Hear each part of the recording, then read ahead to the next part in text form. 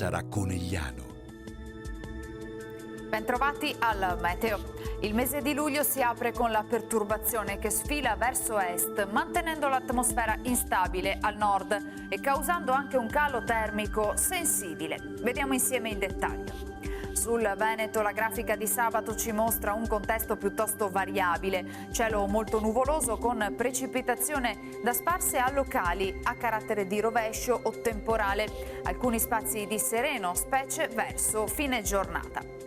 Temperature, come detto, in diminuzione, minime tra 16 e 19 gradi, massime tra 23 e 26 gradi all'incirca.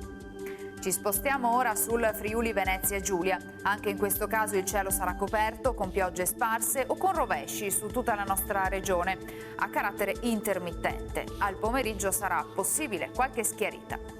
Temperature minime tra 17 e 18 gradi, massime sui 23-25 gradi.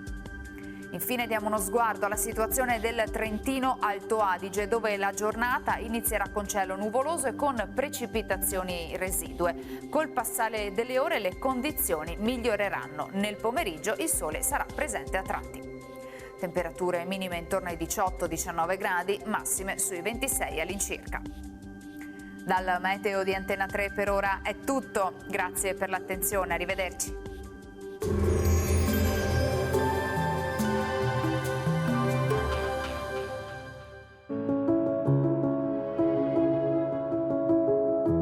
Ad accogliervi sarà Conegliano.